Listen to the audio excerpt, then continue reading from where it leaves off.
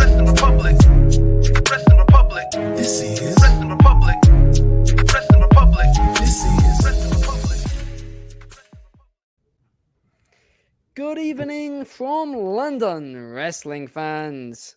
I'm your host, Ben Allison, and you are listening to Wrestling Republic's daily broadcast, your one-stop shop for professional wrestling, insight, news, and reviews on a daily basis. And today is Wednesday, and you know what that means. It means it's time for AEW Dynamite tonight, where everyone's favorite father figure, Christian Cage, is going to make that sociopath, Adam Copeland, quit All Elite Wrestling. I, for one, cannot wait. It's going to be the highlight of my year.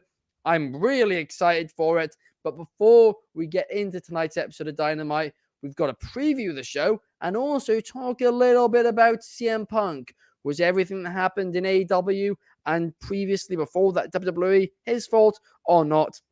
We'll get into all that, but before I do, I've got to introduce the panel, and let's kick things off with the co-host of the show, Clark Taylor. How are you, Clark? Dude, I'm so fired up to be here. 2 shows yesterday. Both were a blast. Had my Wheaties this morning. I'm back. I'm ready to go.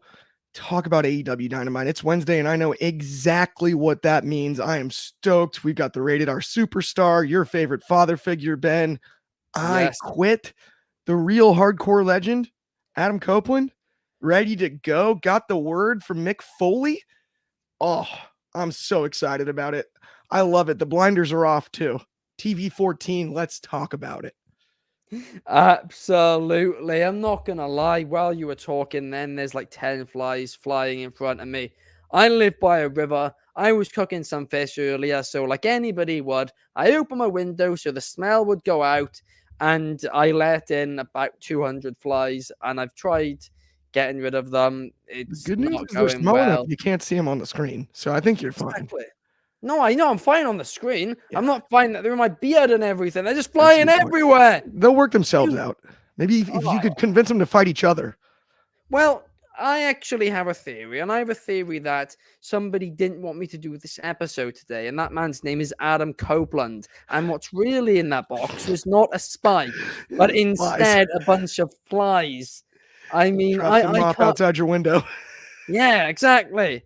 Coach 23 saying cannot wait for Copeland to fully not use the spike against Christian Cage. I know they always use these weapons, and then they always introduce these weapons and then never properly use them. But David Marge is saying it could be a match of the year. Also joining us today, I originally booked Carter Crisp for this show, but I guess somebody else is using his laptop instead because Carty Carnett appears to be here. How are you, Carty? I've been a little preoccupied, but I saw what the fans were saying on the page this morning. They wanted real wrestling, and the fans wanted real wrestling, so that's why I'm here. I'm here to bring you real wrestling. We're going to keep the glass out of everybody's eyes, and we're going to fix this business match by match. Well, I'm sure that's all going to happen tonight. Let's hope so.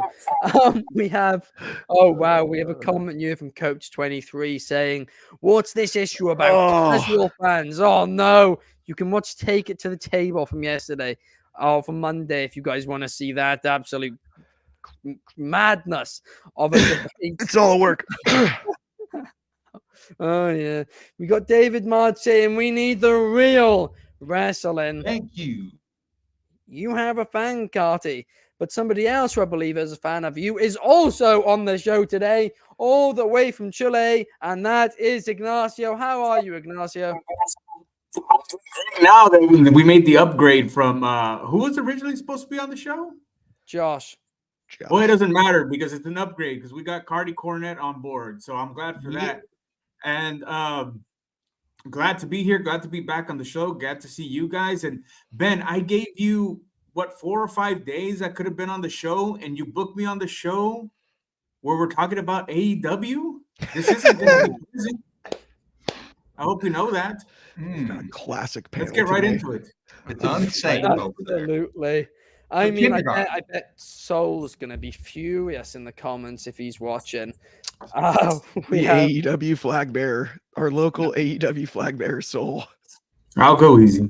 Yeah. Fortunately, he wasn't in the front row, so his eyeballs are safe. God saying real wrestling. Tiffany enters the squared circle. Well, I heard, Chad, that you said that Becky Lynch was actually better than Tiffany Stratton. You fake fan! It's Beck's time now, is it? I don't know. Big time backs. But let's just jump straight in to the opening topic, because if any of you guys, and I presume you do, follow us on Instagram, you would see that we posted a not so anonymous take yesterday. I can't remember the person's username, but you can see it on the Instagram page. And they basically said that they didn't think CM Punk was ever the issue at any point in his career. And all these situations he's gotten himself into were not actually his fault, and instead were the fault of the promotion, just because he would speak up about it when others would not. I mean, listen, this seemed to be a very highly controversial take.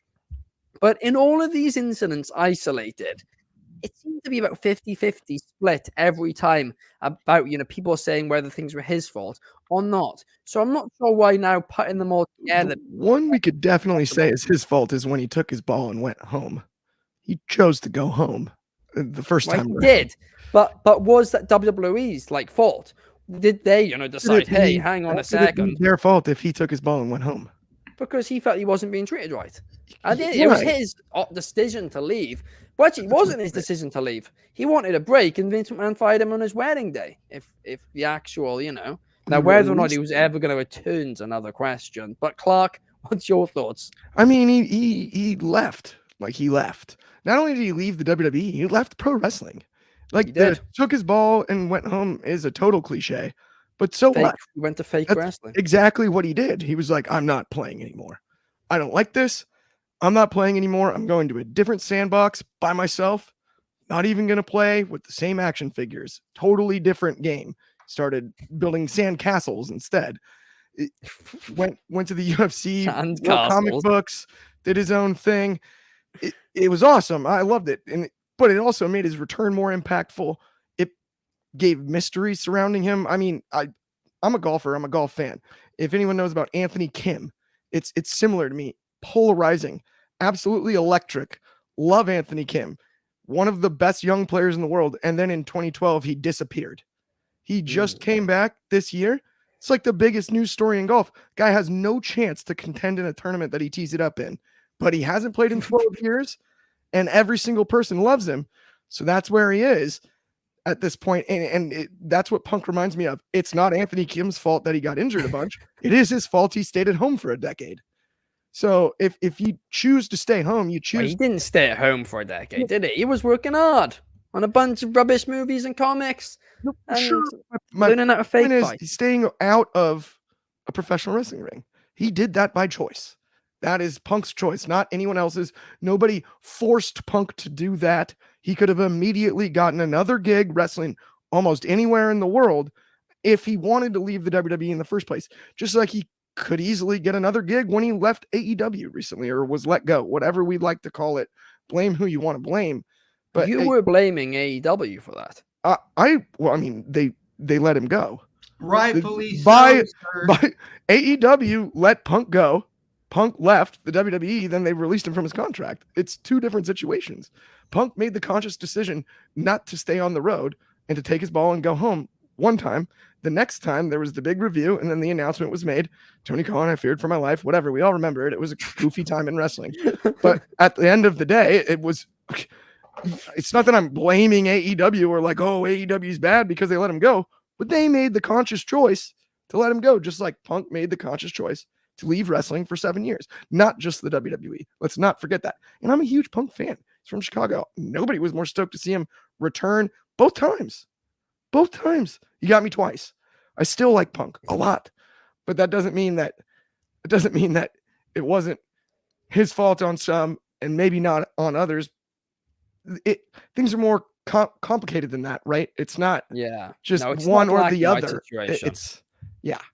No, you are right on that. And we have a few comments here that I want to get into. We have Shard saying taking your ball and going home isn't, necessarily a bad thing. I agree. I don't think it is, but he did do that, is my point. Yeah. As an employee, why do they get scrutinized but not the employer? I mean, that's a good point too. That's what I'm saying. 100%. That's what I originally said about the question. Like, I think that even though CM Punk was, he left, it was his decision to leave. Was it technically the fault of WWE? I mean, you could argue that. In fact, I think you can actually argue that one more than you can argue it's AEW's fault. And everybody says to me, I'm an E-throne or whatever it is. That just seems like court of public opinion, though, is my only issue with that, Ben, right? Like, No, I think there's multiple parties at fault. Submitted opinion. Yeah, this no, is for what sure. it is. No, I know, but I just think, to me, the way I look at it is there's multiple people at fault. Multiple things can be true at once. So it's not all Punk. It's not all WWE. It's not all Punk. It's not all AEW. We saw what we saw, but of the two, one of the times was his decision. And like Shad said, it isn't a bad thing to stand up for yourself. I do not blame anybody that does that, gets out of a situation that they're uncomfortable and don't want to work in. Go. That's cool. Don't let it crash and burn at the end. Exactly. Because you waited too long just because you're comfortable. I respect that immensely. But he still made the conscious decision to do so, just like Austin did when he walked out, right? Just like Sasha Banks, Mercedes Moné did. Made the decision, not the other way around. Coach 23 saying, for the safest wrestling company in the world, it was sure funny how he feared for his life. I mean, that was certainly, that might have been the quote of 2023. We didn't have one in the awards. We should have, just for that, because it would have been hilarious. Carty Carnett, I want to get your thoughts on this one. Was it ever CM Punk's fault, or is he an innocent man? Now, Clark, you seem to be mistaken. This is a very black and white issue, extremely black and white. Now, there's two kinds of professional wrestlers. Those who learn how to wrestle at a wrestling school and the trampoline cowboys. Now, let me tell you something. When you go from a 300 capacity rec center to a 15,000 seat basketball stadium, do you think in any capacity you know how to book TV wrestling? No, you do not. You take a man who went from Ring of Honor, one of the greatest Ring of Honor wrestlers of all time, to the WWE, left on top.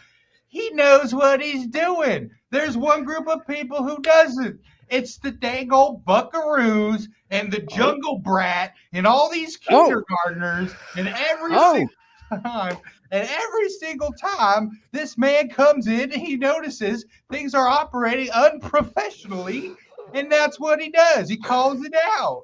The trampoline cowboys are running this thing like it's a dang preschool, and it's about time somebody who knew what they were doing said something, a real draw, and that's what Punk is. He puts butts in the seats, and the buckaroos have an issue with that because he calls them out on their crap. Well, Carty, the only thing I have left to ask is, are those butts that he puts in seats casual wrestling fans? Oh, my. Oh, no. Don't you dare. Don't you dare. The comments were actually on your side today, mainly. You know what they are, Ben? They are real wrestling fans. They're not casual. They're not whatever the other. They're real wrestling fans, Ben. That's real. Formal wrestling fans. Apart from they don't like real glass. They're real wrestling fans that don't like real glass. Exactly. Plexiglass. Yeah. Real wrestling requires fake glass. All right. Plexiglass. Exactly. Real wrestling requires fake glass. Carty Carnett, 2024. You can slice yourself up pretty bad on like plastic. You can. It's quite nasty. nasty. I've gotten paper cuts that don't feel good. Just saying. I mean, it's not really. It's not plastic, but cans like Coca-Cola cans, if they split open, no. Tetanus shot too. Huge hassle. Oh, it's not good. It's almost as much of a hassle as all these flies in this room. It's really throwing me off my game today. It's really funny because you like every now and then I could see you make a little juke move with your head to like avoid a fly. I genuinely killed about 20 since we've gone on air. Ignacio, what's your thoughts on this situation? Well, first, I think we got to get the Carty Cornetta, double meat, double cheese, double onion to calm down a little bit there. You all right? I'm just He's thinking ready. about them unprofessional, those boys getting hurt out. I'm all right. I think it's, both situations, it's kind of apples and oranges. I think with Punk in the WWE, he foresaw what they were going to do, because Daniel Bryan's moment was coming around and wrestled with WrestleMania 30, and I think Punk was gonna wrestle Triple H. They had plans for him to wrestle Triple H, and Roman was already on the uprise. They already had plans for Roman in play, and he main evented the next year's WrestleMania. So I think Punk didn't see where they had him figured in, or didn't like where they were going to have him figured in. So I figured he's just, I'm going to go my way if they don't have me in the big picture. And with AEW, not to excuse what he did in the press, but I just think it was at the time, and I don't know if things have gotten better now, but it was just a toxic culture at the time. And I think it was the environment that AEW had and was brewing at the time was brought out the worst in Punk. And that's not to excuse what he did, but any management corporate structure, if you're going to become EVPs or a manager, you take conflict resolution training, de-escalation training. And I don't know if these guys, they didn't take it that seriously, or if they even went through it or what have you. But I just think it was just the culture in AEW that rubbed Punk the wrong way, and that's why he reacted the way he reacted, and that's why inevitably they ended up firing him and left, because he just couldn't take the culture that was there in AEW. And there was already a pattern, because they had issues like with Andrade and Sammy Guevara and Thunder Rosa and Britt Baker, and maybe another time or two where there were some issues in the locker room, and that brewed over, and then the Punk thing happened. So there's a clear picture on what the locker room environment was in AEW. And I think that had a lot to do with the way Punk behaved and his behavior. I'm not excusing it, but I think it's a clear tall tale of, why Punk reacted the way he reacted. No, was he a contributing factor to what happened? Of course, he didn't behave. He didn't act professionally. He didn't handle it professionally as far as his end as well.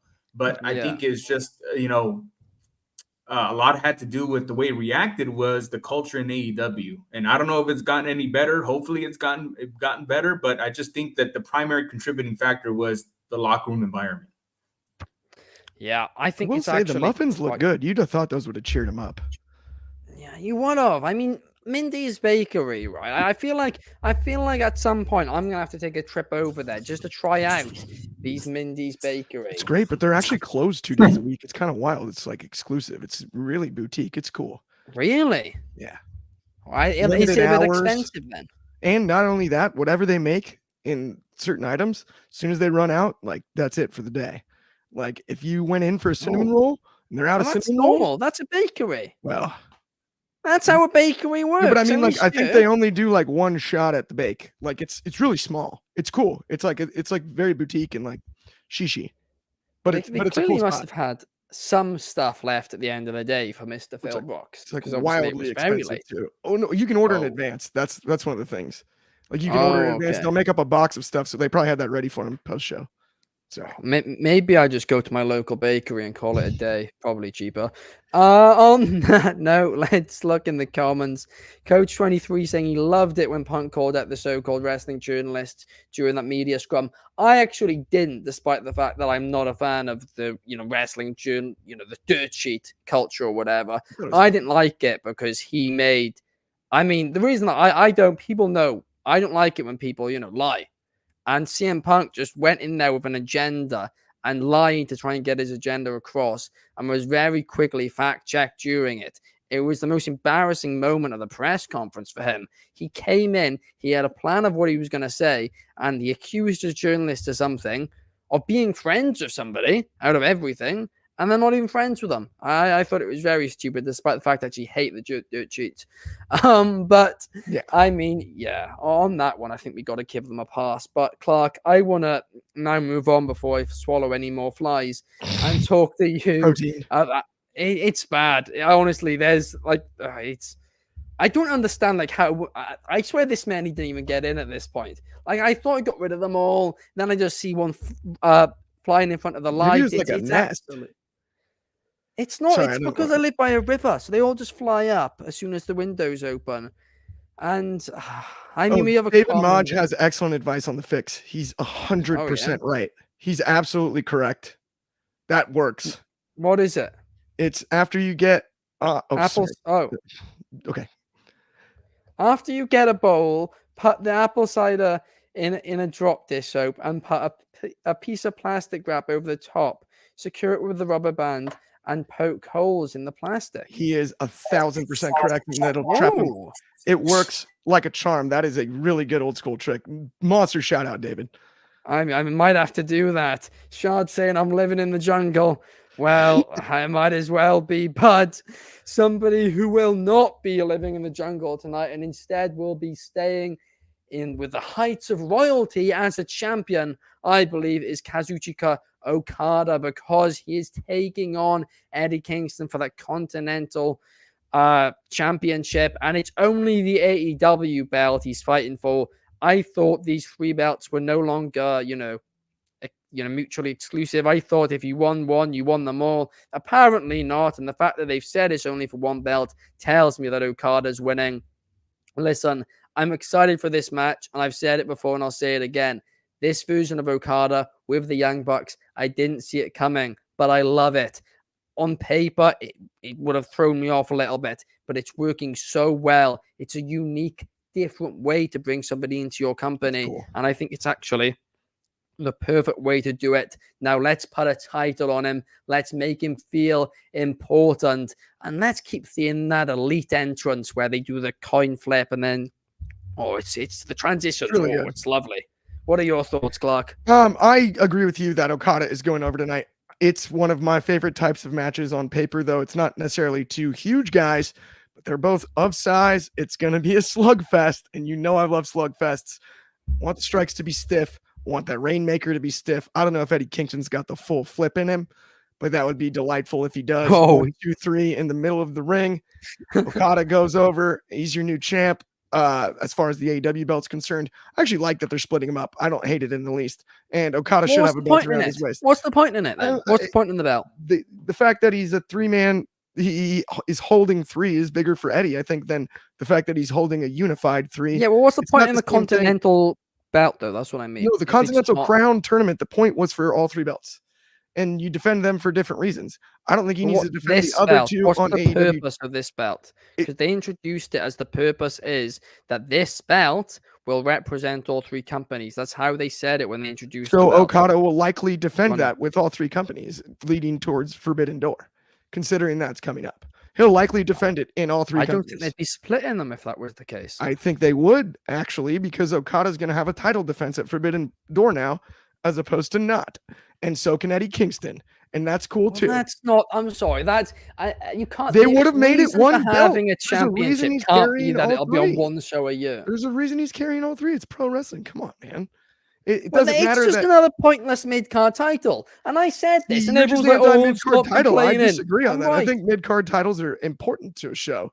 I think they're really Okay, important. what's the difference? What's the difference then between the TNT International Well, I and think they're Continental? separated by the way the rivalries are played out right now. I think the TNT is clearly the most That important. The doesn't way that explain the belt. Christian Cage carries it, it's the television title. That's why it's the main event on television this week. So it's a prop. No, it's the television if- title. It's defended on television most weeks. And on pay-per-view. You have a heel. So yeah, which No, is it's not where defended. do they It's not show defended most pay-per-views? weeks. On television. It's not defended. Come most on, weeks. man. What? It's not How do you defended watch most pay-per-views? I weeks. guess maybe you can stream them, but whatever. You've got that I one. actually buy my the- pay-per-views. What you call it? See, now you just threw me off. The Orange Cassidy title. The International. international title. Thank you. If you look at the opponents, generally it's a huge mix of various different opponents. That's the workhorse title. That's probably by comparison, I would say closer to the US title. The TNT would be closer to the IC title. The Continental Well, Crown yeah. would be something like the European title if you look back at the 90s. Not Well, quite as important, but still important. And then if you want to split those up, you're going to have to define them in a way, but a good way to define a belt is put it on Okada. He's kind of a big deal. I think this is just, I think we're just running round in circles with no real context here. I have don't no get it, issue with Buck. those belts. It's just a paper.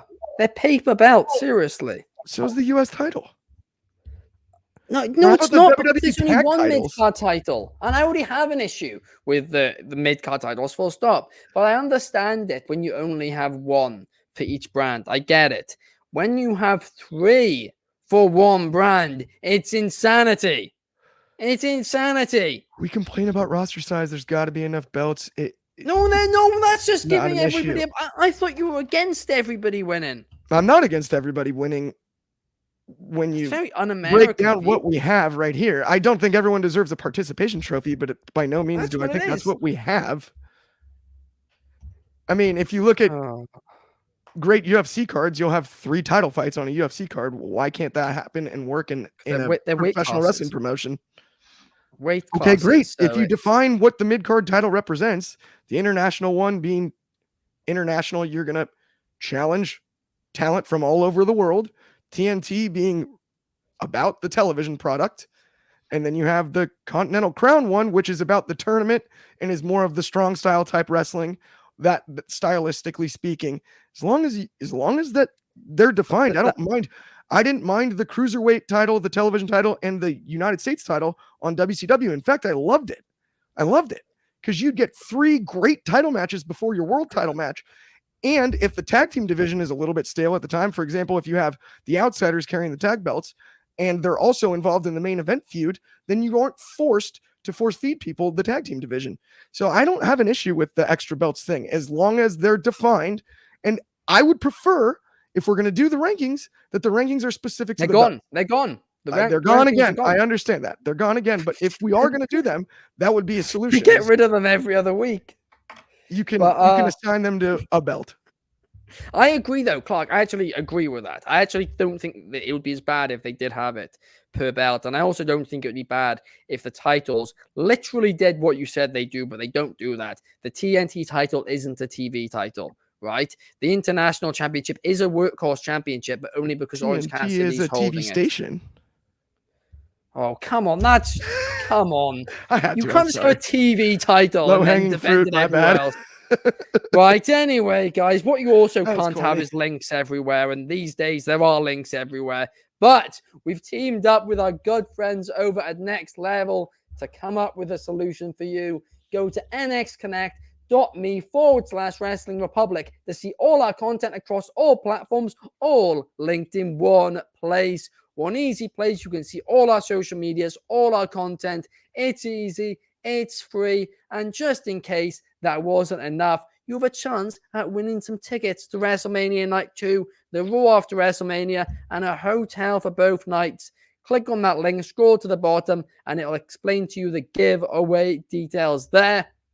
It's all very easy, but that's once again, go to nxconnect.me/Wrestling Republic to see all our content all in one place. It really is that simple, and it really is that ideal. But, well, here's something interesting.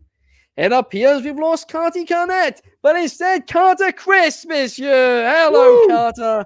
How are That you is today? crazy, man. I can't believe he went so hard on the Bucks like that, man. You should have stopped him. He really does Get not ready like for the the towel in. Timeless Tony Storm and Mariah May will be taking on Deonna Purrazzo and Thunder Rosa tonight. Carter, what's your thoughts heading into this one? I'm honestly, Ben, I'm just excited to watch this. You know, if you go back to our Attitude or Ruthless Aggression era women's wrestling, this is the exact opposite of it. This is going to be great wrestling, great in-ring work. Deonna Purrazzo is classic catch wrestler. Thunder Rosa, one of the best women's wrestlers in AEW. So putting her with her is going to lead to this being a banger match. I love the fact that AEW brought in Mariah from TJPW. And I in spite of Cardi Cornette, I think that style of wrestling is fantastic.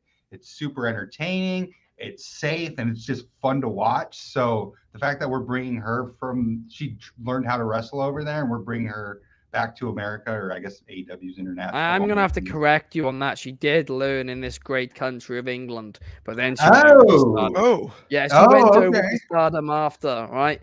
Let's acknowledge across the pond, United Kingdom. Well, and you guys gave us catch wrestling, so we got to give credit where it's due. It was a nice gift, and Queensberry rules. Yeah, gave us a lot. But no, I mean, company. This is just a great wrestling match. This is just going to be really fun to watch.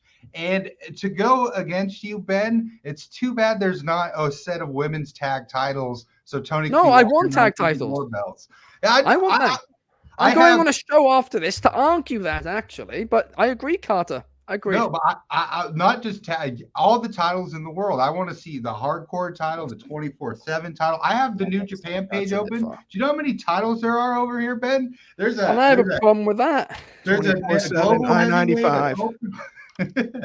Where's the women's tag titles? That's the only thing missing here. This is a great match with great booking. If there were titles on the line, it would be even better. Yeah. I agree, actually. I really do. Hopefully it gets some time, because this really could be a banger of a bout if given that time.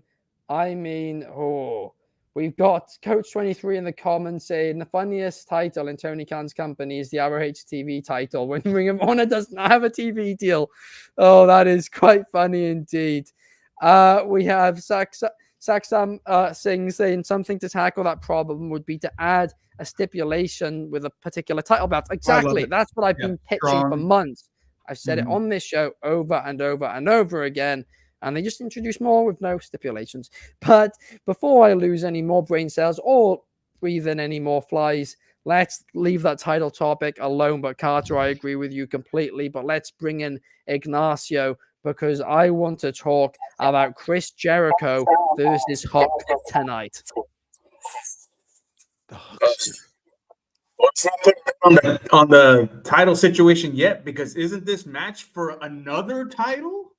It's not for the FTW title? No, he retired that. I think it's gone, that. He retired it. He retired the FTW title. Let me fact check myself. I believe the Hookster retired it. Wow. But he was carrying it last week. Yeah, I don't think it's retired. But I don't think he defends it. I think he just carries it. It's like a prop. Oh, God. Jeez. Hey, man, you're talking to the number one Hookamaniac here, though. But I could be wrong. Can we? Yeah, it's a non-title match. It's a non-title match. There you go. Oh my God! Who knows? Everybody's just bringing their title belts they brought from home. They paid $49.95 for and got a bowl of soup for. I mean, true. Jesus, man, I won't mention anything about titles. There's too many. All right, there's way too many titles in AEW, right? ROH titles, Japanese titles, FT World, washed up ECW titles. You know, the matches, it's much ado about nothing. I mean, Hook just doesn't have I don't think he has the fire and the attitude he did when he first started in AEW, and he definitely doesn't have the fanfare, I think, that he had when he first started in AEW. It just seems like ever since his streak ended, his jets have cooled and he hasn't really done anything. And Jericho's floundering right now. I mean, they don't really have anything for him to do. I think he's a little lost. And you know how I feel about Jericho. Let me ask you this. When did Jericho sign his AEW deal? His new one? His new one, I have no idea. I don't think that's last year? Knowledge. He must have been around last year. It was pretty long term though when he did. I believe it was sometime last year. Okay, but wait a minute. Originally, it was a 5-year deal, and he signed before his contract. He signed a new deal before the contract ran out. I know that. Okay, but Jericho has been in the business for 30 years already, and he's smarter than he looks or he acts. I say that Jericho wouldn't sign another contract unless he had some sort of an out clause. Ooh. And I think he's on his way to exercising it, because I think he's going to be on his way back to WWE's pretty soon. Unless he decides to unless he's going to take some sort of backstage role in AEW where he's going to sit back and maybe, occasionally wrestle. But I mean, what is there for him to do? I mean, everybody that comes in, he wrestles them. He wrestled Ospreay already. Everybody that got some steam and some fire, like FTR, or if it was MJF, whoever, he rode their coattails to try to revive their career because they didn't do anything for theirs, because they're either in the same spot they were before or they're worse. And Sammy Guevara is a great example. It's just like he's floundering, and I don't know what he's gonna do. I don't think AEW knows. I don't think Jericho knows what he's gonna do. But I just think he's counting his days before he heads back to WWE, because, you know, they'll welcome him there. He can have a couple of matches. He can work part-time. I'd hate to see it, but it's probably going to happen. He's got a Hall of Fame induction who he said he doesn't really care about, but he really does. Nobody believes that. And I don't know. I just don't think this match, it's just much ado about nothing. I mean, if Jericho wins, who cares? If Hook wins, who cares? What's the next step for both of them? That's the thing that you got to be paying attention to. I just, you know, it's just, I don't know. I don't really care too much about this match, because what's there to look forward to with both these guys? It doesn't seem like Hook is very interested in continuing his wrestling career. To your No, point, I wouldn't say that. I think it's just his booking's off. I think the booking's not great. But to your point about Jericho going to WWE, I mean, Randy Orton pretty much proved that the wellness policy under Endeavor isn't exactly the same as it used to be. So Jericho can still keep using those stem cells that are definitely working. That's not out of the question like it was 4 years ago. I mean, honestly, I agree completely, Ignacio, with your point. I really, really do. I don't care about it. That's the truth. And I think Hawk has potential, but I think they're wasting it by just booking him in a stagnant position. Chris Jericho is just taking everything that, you know, makes him interesting, or the character, away to prove he can still wrestle. No, you're meant to be going out there and hitting all your greatest hits at this point in your career. Keep it that way. There's a reason people do it. You're not interesting without it anymore. You used to be, but guess what? Age is a real thing, and it catches up to everybody in life. Go out there, do the hits, get the crowd singing Judas, get them going. We don't need to see all that other stuff. But now let's move on to the main event, because that sociopath, Adam Copeland, is not going to be winning that TNT, that prestigious TNT championship tonight. The only belt in professional wrestling that means anything. And why? Well, because everybody's favorite father figure, Christian Cage, holds it.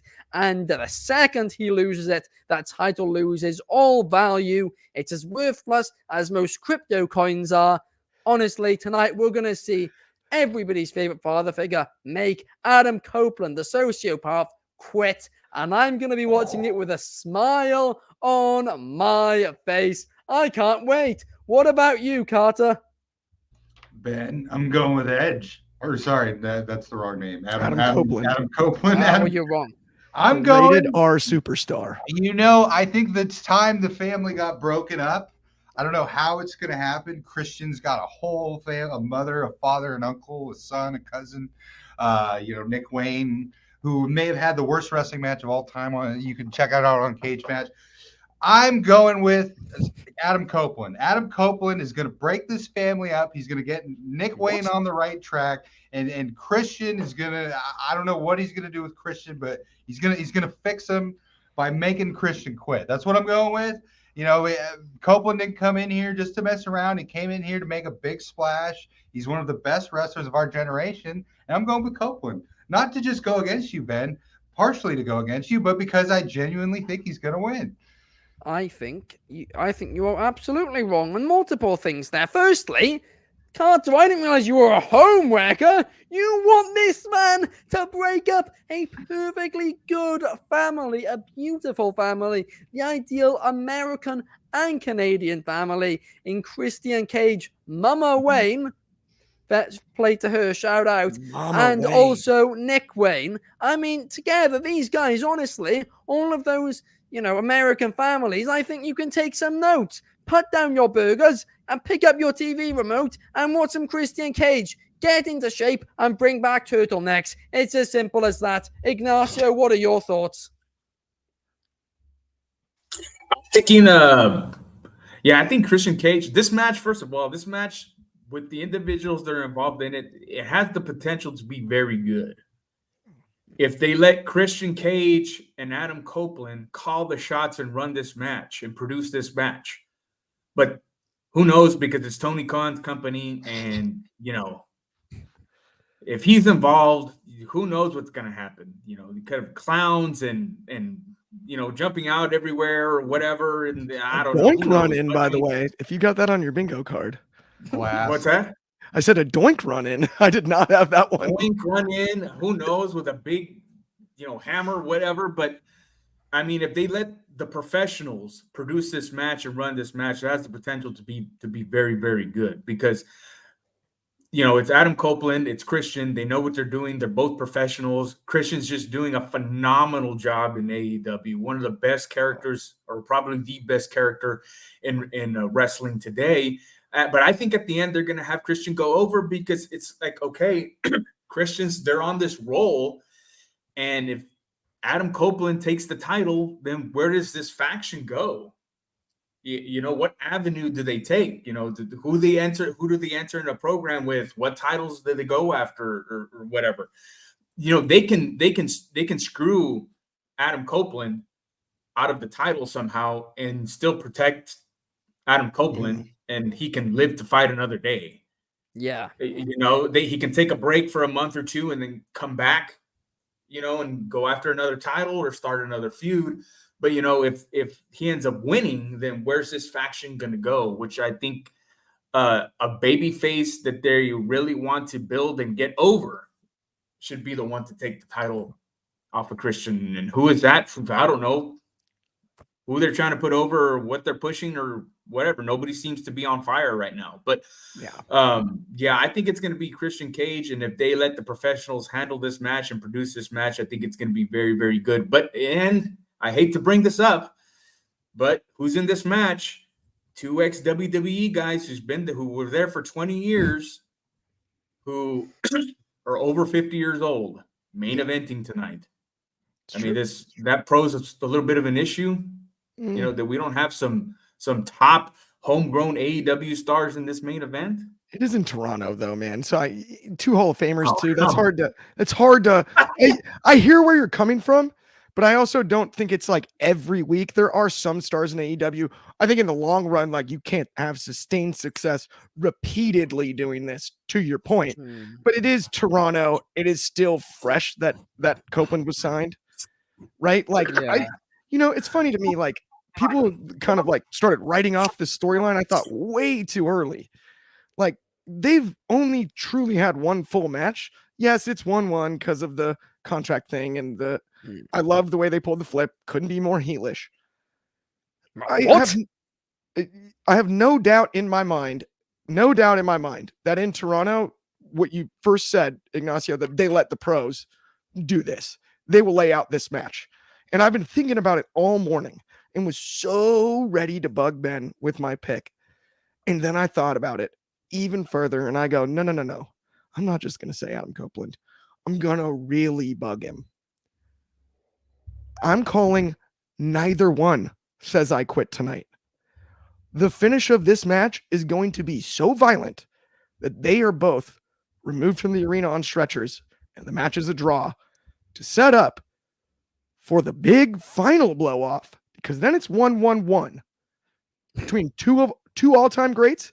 The final blow off, tables, ladders, and chairs from the 2 most successful professional wrestlers when it comes to that environment and that match, and let them paint that one too.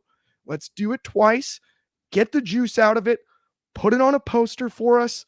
Put it on t-shirts. Maybe you can't use TLC, but I don't see why you can't say tables, ladders, and chairs. That doesn't seem right. No, that is copyrighted. Yeah, maybe you can change the order. You could change the order. Yeah, CLT. Chairs, ladders, tables, man. Like, let's do it. The 2 guys that are the most successful in the history of that match. And I think we'll see some use of Spike. And I also, after the Mick Foley reference, think somebody is going through something that is on fire. Adam Copeland has shown he has no problem using flames. He your buddy Nick Wayne right through the flames. Why not one more time? Hey, kid. Why not one more time? And this time it's Christian, maybe a spear through a table that's on fire. Both need medical attention. Nobody quits. That's my call. I'm calling. You know what? I thought Adam Copeland was the sociopath here. Clark, has he been invading your thoughts? Putting a kid through a table on fire. Yeah, I enjoyed it. And the blinders are off. This is the Adam Copeland that I wanted back when we got him back. This is what we got to see when he was spearing Foley through flaming tables, when he was running down Dreamer and Funk at ECW One Night Stand, when he was putting on all-time classics in TLC matches. Edge's hardcore history is as big as anyone's, and we don't even hardly realize it. One of the best last man standing matches I've ever seen in my entire life was against He Who Should Not Be Named, and finished with the brick to the back of the head by Copeland. Oh, he is so good in these spots. So is Christian. They're both geniuses. This is going to be awesome, and it's going to be a lesson for the locker room in some ways on how it's done. I totally agree with Ignacio. You have to let the pros book this one. The two guys, the two veterans, and I think they will. I really think they will. Right? Sometimes you do have to listen to the two smartest guys in the room. And when it comes to this match, there are no smarter guys in the room than Christian and Adam Copeland. Nick Wayne. Sorry, you might glitched up a little bit there, Clark. No. But no, I do agree with you completely. It's a moment of learning for the AEW locker room tonight. When you see Christian Cage go out there, they need to be taking their notes. They need to be, they need to make sure their wives aren't looking at the screen. Otherwise, they're losing them.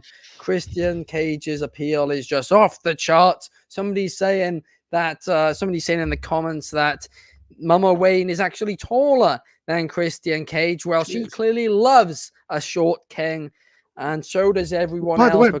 But Buddy Wayne, rest in peace, was 5'5", in case anyone was wondering. That's a little known fact. She really does love short kings. Yeah, no, he was about 5'6", I think is what he was listed at, but stocky. He's like a completely different wrestler than Nick Wayne. Somebody said I let my intrusive thoughts. That's actually hilarious. And on that note, let's end the show. Thank you to Clark. Thank you to Carter and Carty Garnett. And thank you to Ignacio as well. It's been a great show, guys. And tonight, Christian Cage is going to show everybody why they need to let him in or whatever. We'll see you guys then. Win. Everyone's doing sorry. See you guys. Bye.